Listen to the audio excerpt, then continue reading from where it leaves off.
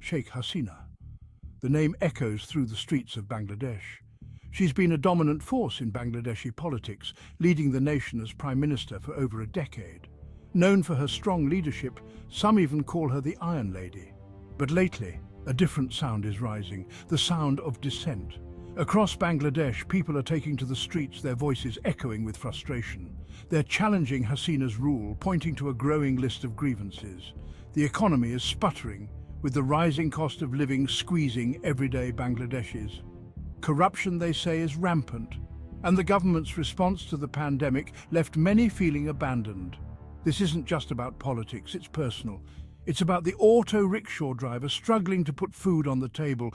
It's about the young graduate armed with a degree but staring at a future with limited opportunities. It's about a nation grappling with its present and uncertain about its future. These protests are a potent symbol of a nation at a crossroads. They're a sign that the people of Bangladesh are no longer content to be passive spectators. They're demanding better, raising their voices and demanding to be heard. Bangladesh has seen impressive economic growth in recent years. But here's the catch: it hasn't reached everyone. The gap between the rich and the poor is widening, leaving many feeling left behind. Inflation is soaring, eating away at people's hard-earned savings. Basic necessities like food and fuel are becoming increasingly unaffordable. Imagine this: you're a street vendor in Taka, working tirelessly under the scorching sun. You're selling fruit, vegetables, maybe some snacks, but the rising cost of goods means you're making less and less profit. You're struggling to feed your family, even as the prices of essential commodities continue to climb. This is the harsh reality for many in Bangladesh. The economic anxieties are real, and they're fueling the flames of discontent. People are tired of tightening their belts while they see others seemingly prospering. They're demanding economic justice, a chance to share in the nation's progress. Corruption. It's a word that hangs heavy in the air in Bangladesh. From government contracts to everyday interactions with officials, the perception of widespread corruption is eroding public trust. The problem is compounded by allegations of nepotism, with accusations that those close to power are given preferential treatment. And then there's the pandemic. The COVID-19 pandemic exposed the cracks in Bangladesh's healthcare system. The government's response was criticized by some as being slow and inadequate, leaving many feeling abandoned during a time of crisis. The pandemic also exacerbated existing economic inequalities, pushing more people into poverty. The handling of the pandemic became a lightning rod for criticism, with many questioning the government's priorities. The perception that those in power were shielded from the worst of the pandemic while ordinary citizens struggled to cope only fueled public anger. In a democracy, freedom of speech and the right to peaceful assembly are paramount. But in Bangladesh, these fundamental rights are increasingly under threat. The government has been accused of using repressive laws to silence critics and stifle dissent.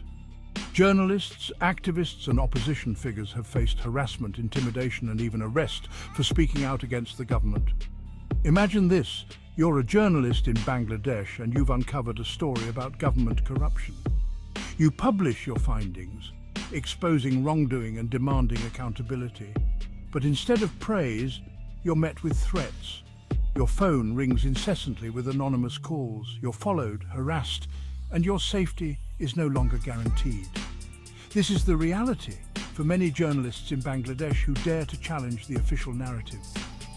The space for free and independent media is shrinking, and the consequences for speaking truth to power can be severe. Section 5. Echoes of the past, amplified by the present. To understand the current wave of protests in Bangladesh, it's crucial to delve into the nation's history. Bangladesh emerged as an independent nation in 1971 after a bloody war of liberation from Pakistan. The fight for independence was deeply intertwined with the struggle for democracy and human rights. However, the path to democracy has been turbulent. Bangladesh has witnessed periods of military rule, political instability, and violence. The memory of those struggles, the sacrifices made for a democratic Bangladesh, is deeply ingrained in the national consciousness. The current protests, therefore, are not isolated events. They're a continuation of a long and arduous journey towards a more just and equitable society. The people of Bangladesh have tasted freedom, and they're unwilling to let it slip away. They're drawing inspiration from their history, from the sacrifices of their forefathers, as they take to the streets to demand a better future. Section 6. When students took to the streets, a generation's cry. In 2018, Bangladesh witnessed a remarkable display of youth activism that captivated the nation. It began with a simple demand: safer roads, after 2 students were tragically killed by a speeding bus. What started as a localized protest quickly snowballed into a nationwide movement, with students from all walks of life taking to the streets. The student protests, however, were about more than just road safety. They became a focal point for broader frustrations about corruption, lack of accountability, and the erosion of democratic space. The students, armed with smartphones and a deep-seated desire for change, used social media to mobilize, organize, and amplify their message. The government's response to the student protests drew international condemnation. There were reports of excessive force used against peaceful protesters, arbitrary arrests, and internet shutdowns. The crackdown on the student movement was seen by many as a sign of the government's growing intolerance of dissent. Section 7. The Rohingya Crisis, a Humanitarian Catastrophe. The plight of the Rohingya people is a tragic chapter in Bangladesh's recent history. In 2017, hundreds of thousands of Rohingya Muslims fled violence and persecution in neighboring Myanmar, seeking refuge in Bangladesh. Bangladesh, already grappling with its own challenges, opened its doors to the Rohingya, providing them with shelter and aid. The influx of refugees, however, has strained resources and created a complex humanitarian crisis. The Rohingya crisis has also become a political flashpoint. While Bangladesh has been praised for its humanitarian response, there have been criticisms of the government's handling of the situation. Some argue that the government has not done enough to pressure Myanmar to take responsibility for the Rohingya and create conditions for their safe and dignified return. Section 8. The price of dissent, crackdowns and arrests. The right to protest is a cornerstone of any democracy. However, in Bangladesh, exercising that right comes with a hefty price tag. The government has been accused of using excessive force against peaceful protesters, arbitrary arrests, and enforced disappearances. Opposition figures, activists and critics have been targeted, their voices silenced through intimidation and fear. Photojournalist Shahidul Alam is a chilling example. In 2018, Alam was arrested after giving an interview to Al Jazeera about the student protests. He was critical of the government's handling of the demonstrations. Alam was detained for over 100 days, his case drawing international condemnation and highlighting the shrinking space for freedom of expression in Bangladesh. Alam's story is not an isolated incident. There are numerous other cases of journalists, activists and opposition figures facing similar reprisals for daring to criticize the government. The message is clear. Dissent will be met with swift and harsh consequences. Section 9. The digital battleground. Social media's role in the uprising. Social media has emerged as a powerful tool for mobilization and dissent. In Bangladesh, a large and young population is digitally connected. Platforms like Facebook, Twitter and YouTube are virtual town squares. The government is aware of social media's power. There have been increasing attempts to control the online narrative.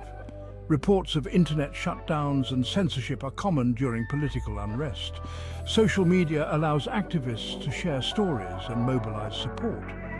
The battle for Bangladesh's future is fought on the streets and in the digital realm. Section 10.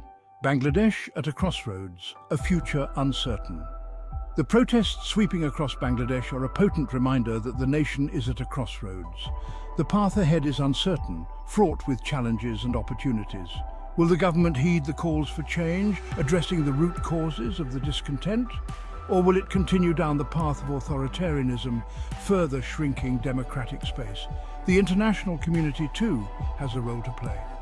By standing up for human rights, supporting civil society, and holding the government accountable, the international community can help ensure that Bangladesh lives up to its democratic ideals. The future of Bangladesh hangs in the balance.